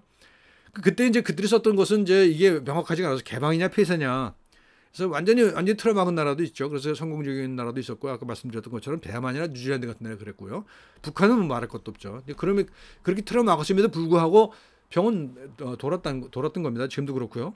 그다음에 이제 한때 뭐 집단 면역 얘기를 많이 했잖아요. 그래서 집단 면역이 이루어지면 뭐 70%가 면역이 생기면 뭐 안전해진다. 뭐 이렇게 얘기했던 때가 있었단 말입니다. 근데 지금 보니까 뭐 델타 변역이다 뭐다 해서 그것도 반드시 옳은 말은 아닌 게 됐죠.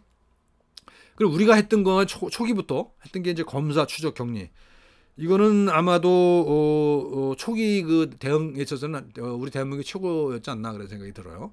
그러니까 여러분 진단 키트를 미리 준비했던 거거든요. 그 나중에 나온 뒷얘기를 보면은 뭐 공무원들이 욕할 것도 많습니다만 이때는 아주 잘했던 것 같아요. 그래서 첫 환자가 발생할 즈음에서 벌써 그때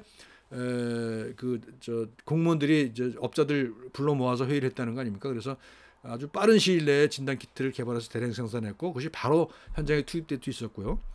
그래서 추적을 했고 우리 IT 기술이 이게 여기서 한몫했죠. 추적을 했고 그다음에 격리를 또 했고 초기에는 그 혐오 정서들 꽤 있었죠. 그래서 뭐 진천에 수용한다 그럴 때 진천 주민들이 처음에는 반대하고 그러다가 하루인가 이틀 지나서 바로 이제 그 현수막을 바꿔 달죠. 환영한다고. 이게 이제 우리의 저력이었다고 생각합니다. 이제 서양의 같은 경우는 개인주의가 강한 나라에서는 그것이 계속 되고 있죠. 지금도 프랑스 같은 데는 계속 또 데모를 하잖아요. 그래서 이 공적인 그 질병이고 나눠야 될 그 질병이다라는 거. 그거 이제 강조해야 될 것 같고요. 그다음에 이제 또 한 가지 특이한 것은 뭐냐면 그 비교적 뭐 꼭 그런 건 아닙니다만 비교적 성공적으로 통제하고 있는 나라들의 지도자들이 보니까 되게 여성이더라. 그런 주장을 한 것들이 있더라고요. 반드시 그렇지는 않아요. 여성 지도자가 있는 곳에도 문제가 생긴 경우도 있고 그렇지 않은 경우도 있습니다만 어쨌든 간에 여성 지도자들이 있는 나라. 예를 들면 뭐 뉴질랜드 수상 이 양반은 직접 그 국민들이랑 대화한다는 거 아니에요? 집에서 저녁 설거지하고 나서 앉아갖고 한다는 거 아니에요? 그런 리더십. 그러니까 밀착된 리더십 이런 것들이 이 역병을 극복하는 데서 굉장히 중요한 역할을 했다. 신뢰 제가 쓰지는 않습니다. 신뢰라고 하는 자산이 굉장히 중요하다. 신뢰라고 하는 자산이 이 역병을 통제하는 데서 굉장히 중요했다는 겁니다. 그러니까 이걸 대표적으로 실패한 나라가 미국하고 일본 아닙니까? 미국의 트럼프 그다음에 일본의 아베 같은 경우에 얼마나 많은 혼동을 줬습니까? 그런 것들이 이제 문제가 되는 거고요. 자, 새로운 삶의 기본은 필요합니다. 개인과 집단에서 관계와 연결로 그렇죠? 개인 면역도 아니고 집단 면역도 아니고요. 관계 속에서 돼야 됩니다. 그리고 어떤 연결망을 가지고 인간적인 연결망 이건 이제 여러 번 말씀드린 거 방역에서 면역과 공역으로 가는 거고요. 그다음에 방어와 자기 파괴의 균형이 필요합니다. 면역이 무조건 강하다고 좋은 게 아닙니다. 그래서 여태까지는 나를 지키는 거였단 말입니다. 그래서 무조건 미국 사람들은 막 총 들고 의사당 들어갔잖아요. 아주 그냥 후진적인 행태를 보여줬단 말입니다. 그게 뭐냐 하면 총이라고 하는 게 뭘 상징합니까? 날 지키는 거잖아요. 그러니까 어떤 반사적으로 지키는 그런 걸 의미하는 거 지키기예요. 근데 이 역병은 그렇게 해서 잡히지가 않는다는 얘기죠. 균형이 있어야 되는 게 어울릴 수가 있어야 돼요. 그 병과 어울릴 수가 있어요. 병균과 바이러스와 세균과 지금 당장 어울리지 못하더라도 지금 막더라도 장기적으로는 그것들과 어울리는 그런 상황을 만드는 것이 필요한 거 아닙니까? 그래서 있고 없고의 문제가 아니라 되어가면 비커밍이죠. 비커밍. 빙이 아니라 비커밍, 되어감, 생성의 그런 사유 양식을 바꿔야 된다는 거고, 그래서 코로나와 함께 춤을 춰야 된다라는 겁니다. 자, 인간 존재 세 가지 유형. 허태경 교수라고 하는 분이 이제 심리학 하신 분인데, 개인주의, 집단주의, 관계주의 이렇게 얘기합니다. 이게 이제 제가 보기에는 코로나에 대한 대책에서 상당히 의미가 있는 거라고 생각해서 요 세 가지 관계를 가지고 왔는데, 이제 제일 중요한 거는 우리는 우리 사람들은, 우리 한국 사람들은 관계주의에 강하다는 겁니다. 그러니까 서양 사람들은 개인주의예요, 그렇죠? 총 들고 막 이런 사람들, 마스크 안 쓴다고 그러는 사람들, 백신 안 맞겠다고 그러는 사람들, 그래서 개인주의입니다. 누가 내 개인의 자유를 침해하냐 이런 거고요. 그다음에 뭐 북한 같은 나라들 또는 일본 같은 나라들 집단주의예요. 집단의 이익을 위해서 개인이 희생해라라는 거죠. 근데 그럼에도 불구하고 일본 같은 나라는 실패하잖아요. 처절하게 실패하잖아요. 뭐 처절하게까지는 아닌지 모르겠습니다. 어쨌든 간에 굉장히 성공한 모델은 아니란 말입니다. 근데 우리는 관계주의예요. 관계주의. 그래서 관계를 통해서 문제를 해결하는 겁니다. 내가 백신 맞고 싶지 않다 하더라도, 내가 뭐 어떤 오해를 하고 있다 하더라도 다른 사람이 다 맞아야 된다 그러면 나 기꺼이 맞는 한국 사람이 많죠, 대부분. 근데 서양 사람들은 그렇지 않다는 겁니다. 그러니까 뭐 이거 말고도 한국인에 대해서 많은 얘기를 합니다만, 관계주의가 대단히 중요한 것 같습니다. 그래서 이건 그림으로 표시하면 이렇습니다. 이런 면역, 개인이죠. 이거 집단 면역이죠, 이거는. 그래서 관계와 연결로 가야 된다. 그러니까 이렇게 가야 된다는 겁니다. 이렇게. 그러니까 이것들이 개인이나 집단이 필요 없다는 얘기가 아니라 그것에만 의존해서는 안 된다는 거죠. 그런 의학적인 또는 어떤 공중보건적인 그런 조치를 취하더라도 결국 그것들을 움직이는 것은 인간이고, 인간의 관계이고, 인간들이 어떤 연결망을 가지고 어떤 기능을 수행하느냐에 따라 달라질 수 있다는 겁니다. 그래서 방역이죠. 그건 면역이에요. 우리 몸에는 엄청나게 많은, 우리 세포 수보다 많은 그런 미생물들이 우리 몸에 안과 밖에 살거든요. 피부에도 살고, 내장 속에 살고, 입에 살고, 뭐 모든 구멍 속에는 어마어마하게 많은 세균과 바이러스가 살고 있는 거죠. 곰팡이도 살고 많이 살거든요. 그것들이 균형을 이루고 있기 때문에 지금 우리가 이렇게 건강하게 살고 있는 거거든요. 그 균형이 깨질 때 문제가 생기는 거예요. 또는 코로나처럼 외부에서 어떤 바이러스가 들어와서 그 균형을 깬다든가 이런 겁니다. 그러니까 방역에서 이제 이런 면역이 필요하고요. 또 한 가지는 공역 이게 필요하다는 겁니다. 그래서 신영복 선생님이 그런 말씀을 하셨죠. 진정으로 남을 사랑한다는 것은 우산을 같이 내 우산을 같이 나눠 쓰는 것도 뭐 사랑이지만, 그것보다도 비 맞는 사람과 함께 같이 비를 맞아주는 것, 함께 맞는 비, 이게 진정한 사랑이다라고 하는 말씀을 하셨거든요. 상당히 우리가 새겨들어야 될 그런 말씀 아닌가 생각합니다. 이것도 우리가 코로나 팬데믹과 관련해서도 생각해봐야 될 지점이라고 생각합니다. 나만 보호해서는 되는 문제가 아니거든요. 나만 안 걸린다고 해결되지 않습니다, 절대로. 그러니까 우리 이웃과 우리 공동체, 우리나라 전체가 또는 세계인 전체가 같이 겪는 그런 문제라는 거죠. 그런 점에서 함께 생각해야 된다는 겁니다. 그러니까 약간 방어 얘기했죠. 존재냐 생성이냐. 면역이라는 것은 하나의 자연이거든요. 스스로 그러함이라고.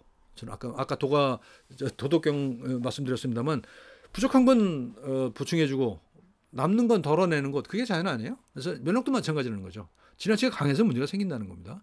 이렇게 처음에는 이런 방어 체계가 필요하겠죠. 막아내는 게 필요하겠습니다만, 이게 너무 지나치게 되면 이 오른쪽에 보이는 게 다 자가 면역 질환들이거든요. 그렇게 너무 강하게 되다 보면 공격하지 말아야 될 내 세포가 공격한다는 거죠. 이게 이제 면역의 아이러니고, 이게 면역의 진실이고, 이게 면역의 자연입니다. 그래서 그런 균형들을 맞춰가는 것, 이것이 필요하다. 있으면서 됨으로 가자, 비커밍으로 가자, 지키기 위해서 어울리기로 가자, 라고 하는 얘기를 한 겁니다. 남은 과제입니다. 뭐 말씀드렸습니다만, 이런 쭉 제가 지금까지 말씀드린 내용들을 토대로 생각해 보면, 우리가 이 질병을 통해서, 이 코로나 사태를 통해서 많은 공부를 할 수가 있겠다라는 생각을 합니다. 근데 그 공부가 뭐냐 하면은 의학적인 공부도 할 수 있겠습니다만, 자연에 대한 공부를 할 수 있다는 겁니다. 세상을 보는 새로운 눈을 가질 수가 있게 된다는 거죠. 그러니까 우리가 여태까지 자연에 대해서 가졌던 오만, 우리 인간은 자연에 대한 정복자다라고 하는 오만이 얼마나 말이 안 되는 얘기인가라는 것을 알 수가 있다는 겁니다. 그러니까 우리는 끊임없이 이런 역병에 시달리면서 역사를 써왔고, 지금도 그러고 있다는 거고, 그리고 이 코로나가 완전히 사라지라고 기대하기는 어렵다. 어느 정도 통제해가면서 적절히 어울려가면서 살 수밖에 없는 것이고, 그러다 보면 완전히 우리 자연처럼 들어올 것이다. 천연두처럼 마치 천연두처럼 그것도 천연두가 그게 저기 자연이 되는데 뭐 몇천 년이 걸린 거 아닙니까? 사실 그렇죠? 그런 겁니다. 그러니까 그 자연을 그렇게 단순하게 생각해서는 안 된다. 자연은 우리가 자연의 일부다라고 하는 거 알아야 되는 거고, 그다음에 그것을 그렇게 그런 자연이 되기 위해서는 어떤 개인적인 이해관계만 따져서는 안 된다는 거예요. 대동이다, 대동. 대동으로의 길이죠. 같이 나누는 길, 크게 하나가 되는 길이어야만 이 역병을 극복이라는 것보다도 역병과 더불어 살아가는 그런 그 지혜라고 생각합니다. 그다음에 이제 좀 구체적인 걸 얘기하면 이제 우리나라 공공의료가 취약하다는 거가 많이 드러났습니다. 그래서 공공의료 이것도 참 누가 열심히 일을 해야 될 텐데 사실 문제 제기는 많은데 해결책이 잘 안 나오는 것 같아서 안타깝긴 합니다. 그다음에 의료 인력 충원, 특히 간호사들요 엄청나게 과로에 시달리고 있지 않습니까? 의료인들이 그 필요가 너무 쌓여 있습니다. 그래서 이것도 좀 해결해야 될 문제이고요. 이건 좀 종합적으로 생각을 해야 됩니다. 그래서 뭐 의사들 지난번에 의사들이 무슨 뭐 의사 정원 늘린다고 파업하고 그런 짓은 제발 하지 말고 머리를 맞대고 어떻게 해결할 것인가를 해야지. 이것도 말한 것처럼 아까 면역 강한 것만 면역이라고 생각하는 그런 사람들 사유 양식이에요. 뭐 예를 들면 뭐 의사 정원 늘린다고 파업하고 그다음에 저기 수술실에 CCTV 단다고 뭐 난리치고 이런 반사적인 그런 저체온적인 행동은 안 했으면 좋겠다는 겁니다. 그래서 의료인력을 충원하고 공공 의료를 확충하는 것, 이거 대단히 중요한 과제라고 생각합니다. 그다음에 취약계층의 시선을 봐야 된다. 그러니까 모든 질병은 취약계층을 중심으로 그 희생자가 나타나거든요. 그래서 뭐 역사적으로 항상 그래 왔어요. 그러니까 뭐 예를 들면 소상공인 같은 경우 굉장히 힘들지 않습니까? 그래서 뭐 재난지원금 주는 데 있어서 아까워하지 말고 배달 노동자들 엄청 고생하죠. 이런 분들도 좀 생각해야 되고 또 교육 약자라고 그러는데 학생들이 지금 제가 이제 보면은 굉장히 그 심리적인 문제가 많이 있습니다. 이제 대면을 못 하고 이런 것 때문에 이런 것들에 대해서 좀 종합적인 대책이 나와야 되는데 이런 건 누가 고민하고 있는지 모르겠어요. 그래서 이게 이런 과제를 이제 해결했으면 좋겠다는 거고요. 마지막입니다. 자, 코로나와 함께 춤을 추자. 코로나와 함께 춤을 추는데 그 춤을 보면은 이제 왼쪽 그림 보세요. 트램폴린이죠. 같이 뛰는 겁니다. 같이. 동무가 아니라 군무. 여기 한 사람 더 들어가면 좋은데 보면 보세요. 이 친구 빨간 옷 입은 친구는 엄청나게 혼자 뛰려고 그러죠. 그러다가 어떻게 됩니까? 그러다가 떨어지잖아요. 이렇게 너무 강하게 해서는 안 된다는 거고요. 적정히 알아서 해야 돼. 그리고 다른 플레이어가 어떤 행동을 하는가를 봐가면서 거기에 맞춰가면서 행동을 해야 되는 거죠. 나 혼자 독불장군으로 해서는 안 된다는 거고요. 그리고 이제 오른쪽에 이제 범 내려온다의 춤. 이 춤은 우리 전통적인 그 정서를 담고 있음에도 불구하고 현대적인 관점에서 보면 굉장히 어색함에도 불구하고 상당히 많은 사람들이 좋아하는 거잖아요. 그러니까 이런 새로운 조화를 만들어내자. 어색한 듯하지만 코로나하고도 이렇게 이런 조화 관계를 만들 수 있지 않겠는가 그런 생각을 합니다. 자, 마치겠습니다. 고맙습니다. 예, 강신익 교수님의 기조 강연 여러분들 들으셨는데요. 예, 역병의 역사와 면역의 역사, 그리고 과학 코로나와 정치학 등이 이렇게 맞물려 있다는 것을 우리가 다시 한번 확인해 볼 수 있었던 시간이었습니다. 전염병에 관한 역사적인 설명과 방역에 관한 문제를 전체적으로 다루고 있어서 우리가 어떻게 위드 코로나 시대를 이겨나가고 적응해야 되는지를 다시 한번 살펴볼 수 있는 좋은 강연이었다고 생각합니다. 다음은 개막식의 마지막 순서로 축하 공연이 이어질 텐데요. 인문밴드 레이를 여러분들께 소개해 드리도록 하겠습니다. 인문밴드 레이는 역사음악 창작극 꼬마를 중심으로 결성된 팀입니다. 음악감독이자 기타리스트인 이상욱님을 중심으로 해서 다양한 연주자들이 함께 인문학적인 내용과 공연을 전달해 주고 있는데요. 여러분들께 그 음악의 축하의 공연 속으로 여러분들을 초대해 드리도록 하겠습니다. 그러면 여러분들과 함께 인문밴드 레이의 축하 공연 함께 청해 듣도록 하겠습니다.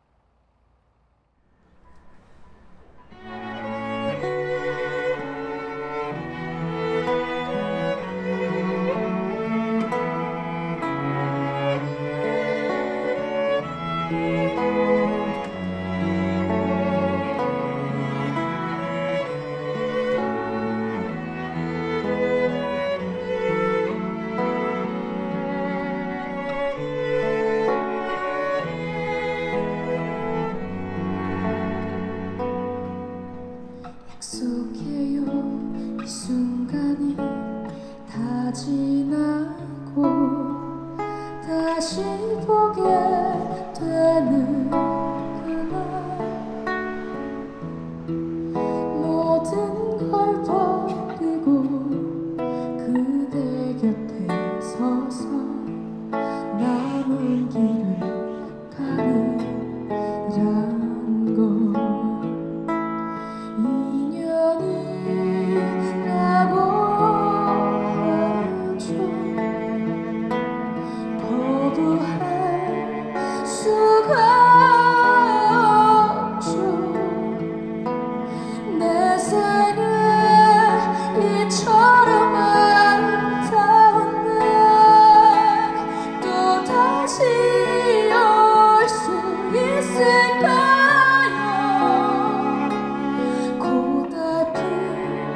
삶의 길에 당신은 선물인 걸 이 사랑이 녹슬지 않도록 늘 닦아 비출게요.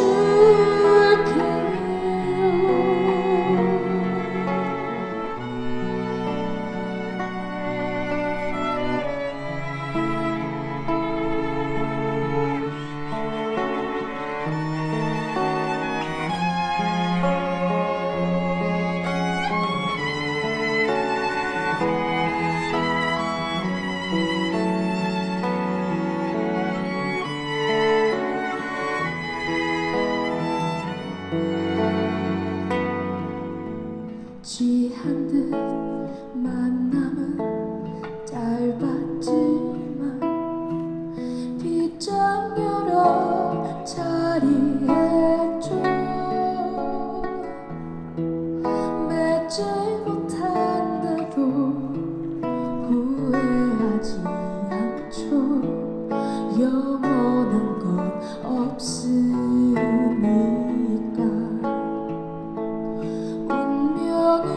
운명이라고 하죠.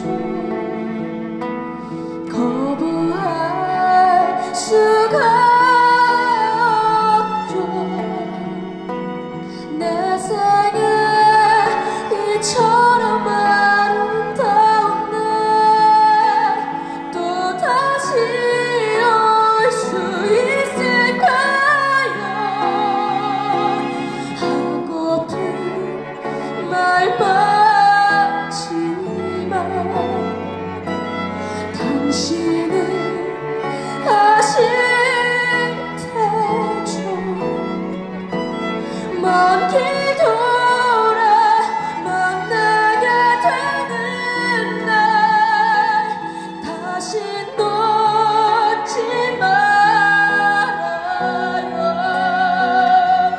이 생에 못한 사랑, 이 생에 못한 인연, 먼 길 돌아 다시 만나는 날 나를 놓지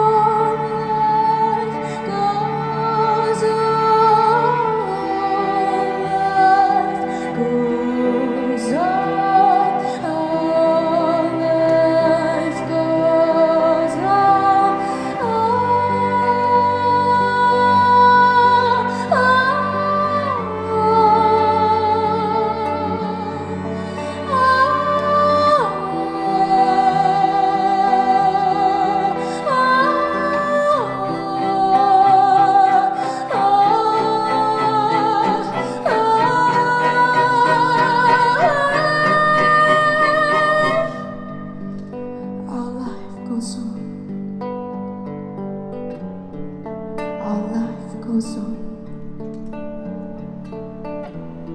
Our life goes on. Our life goes on.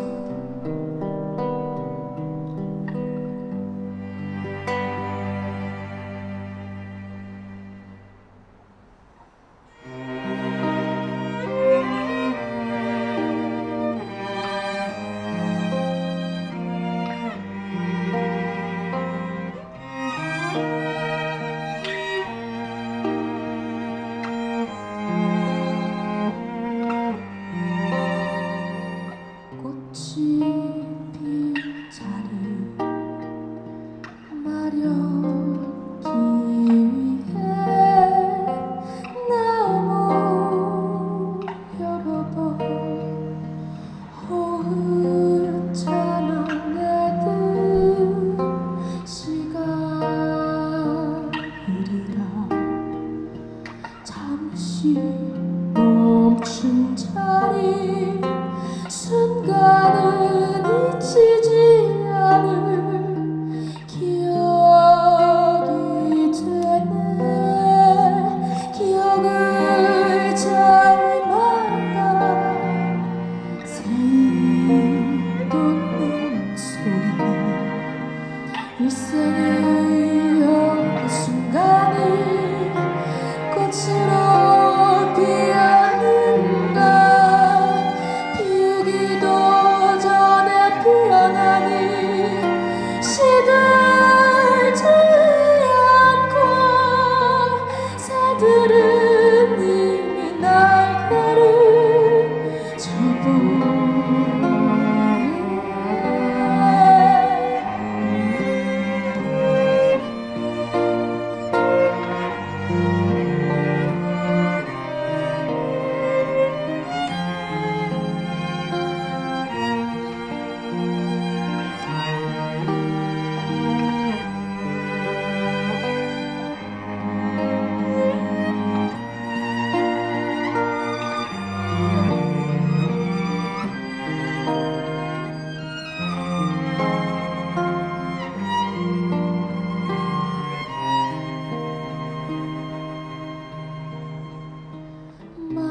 만개한 기억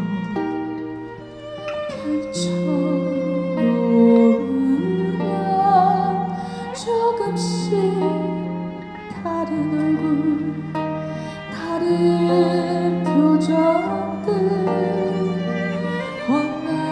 험나발굴 함께 흔들지니 똑같은 기억을 뿌리 나눠 가질까봐